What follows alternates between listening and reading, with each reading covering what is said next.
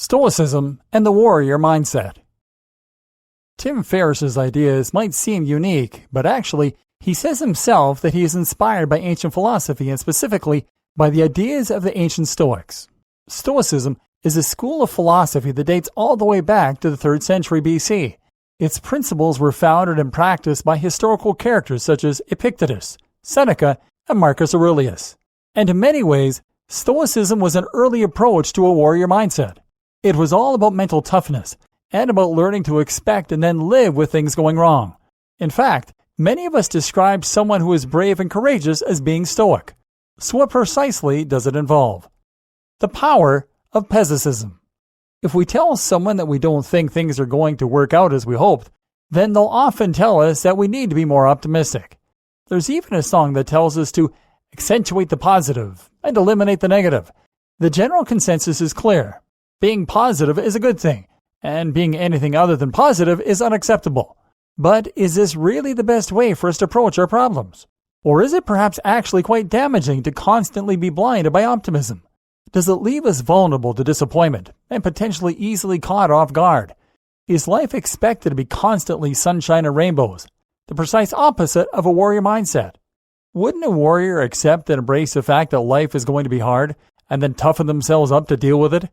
That's the view held by Stoics. At least when you delve into the philosophy, you might find that they actually make a very good case for pessimism. The central ideas of Stoicism. The general gist of Stoicism is not to try and shut out negativity and pretend that bad things don't happen, but rather to embrace it, and even to use it as a tool. Hope, according to the Stoics, is the enemy, precisely because it means we're unprepared for things going wrong, and we're likely to be disappointed. Instead, Stoicism advocates a notion of gritty realism, of recognizing the negative aspects of life and accepting that a lot of what happens is out of our control and is probably not going to be very pleasant. Using Stoicism in your own life. This might not sound like a particularly helpful stance to take on things, but then that's because most of us are highly trained into only accepting positive viewpoints. This is the general conceit of countless self-help books and even Hollywood films. Dream big, and you can get what you want. In fact, it's pretty much the driving force behind capitalism. But the Stoics take the opposite approach. They prepare for the storm. They learn to enjoy life even when things aren't going their way, and they recognize hardships as a challenge and an opportunity for growth. When you go through life feeling entitled to everything going your way, how can you expect to be happy? And how can you be expected to face challenges that are genuinely difficult? So how does rejecting this incessant positivity help? How do you practically apply Stoicism in your own life? Negative visualization. One suggestion from Stoicism is something called negative visualization, the idea that you visualize your fears rather than your goals. Instead of picturing things going perfectly to plan, instead, picture things at their very worst. Imagine how your plans can fail and picture what life would be like if all of your worst fears came true. What this does is to first help you to prepare for those worst-case scenarios. Once you know what your fears actually look like, you can then think about how you would cope in that scenario. Often, you'll find that this worst-case scenario is not as bad as you at first thought it would be. And in other cases, you'll find that you can actually find ways to cope with that situation. This removes fears that could otherwise hold you back, and means that you aren't blindly ignoring what could potentially go wrong. If this sounds familiar, then that's because it's precisely the same concept that helped Tim Ferriss to come up with his fear-setting technique. Be content with the scantiest and cheapest fare. In one of his letters to Lucilius, Seneca said, "Set aside a certain number of days during which you shall be content with the scantiest and cheapest fare, with coarse and rough dress, saying to yourself the while, 'Is this the condition that I feared?'" The general idea here is that you should not only visualize your worst-case scenario, but also try living it. That might mean spending a week living off of minimum salary. It might even mean sleeping rough.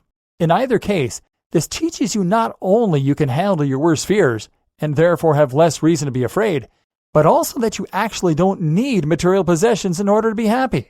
This is actually something that is very important to cultivate. It takes great discipline to part with your possessions and belongings, but the result is freedom from fear, and also from many physical restrictions. If you are weighed down by possessions and belongings, then you will not be able to move home freely. You will spend a lot of time cleaning and attending to things that do not help you further your goals. and ultimately, you will have much more to fear. The more you own, the more you have to lose.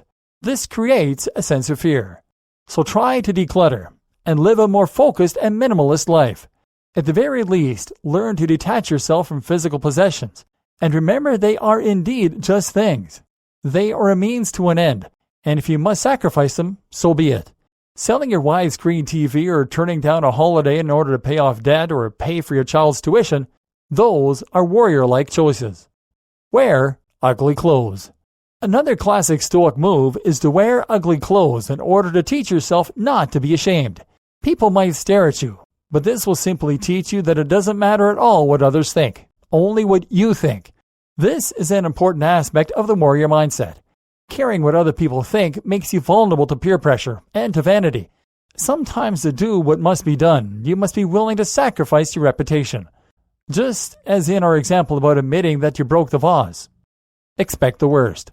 Stoics argue that we curse when we're angry, and that this anger is our own failing, our own stupidity. Think about the last time you swore with anger. Chances are that it was not because it rained, or because you found you were in debt. More likely, it was because you dropped something on your toe, or because you broke your favorite possession.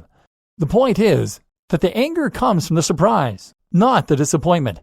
You don't swear when it rains because you know that rain is a possibility. Therefore, if you are angry, this then suggests that you didn't expect whatever happened to you, and this is arguably your own fault. If you accept that bad things happen, and if you accept that sometimes things won't go to plan, then you will have no need to be angry, because you will have accounted for it and prepared mentally for it. Now, when your partner cheats on you, or when a service provider doesn't deliver a good service, you will think of it as being simply a part of life, just like the rain. Control your reaction. Stoicism means submitting to the fact that you have scant to no control over reality, but at the same time, it also means taking solace in the knowledge that these outside factors can't hurt you. Only your reaction can. You can't control what happens to you, but you can control what you make of that event and your own interpretation of it. Being mentally prepared for things that could go wrong is one good example of this in action. Likewise, though, you might also simply decide not to let things affect you, to take a step back from them, and to deal with the circumstances rather than thrashing against things you cannot change. This is something we'll be addressing more closely in upcoming videos. Mindfulness and the ability to decide how you want to react to the things going on around you. But simply by remembering that tough things happen, and it's your job to deal with them, you should find that you can. I actually think that Rocky Balboa is one of the great modern Stoics, and one of his more recent famous quotes summarizes the ideas of Seneca and Marcus Aurelius perfectly. The world ain't all sunshine and rainbows. It's a very mean and nasty place, and I don't care how tough you are. It will beat you to your knees and keep you there permanently, if you let it. You, me, or nobody is going to hit as hard as life.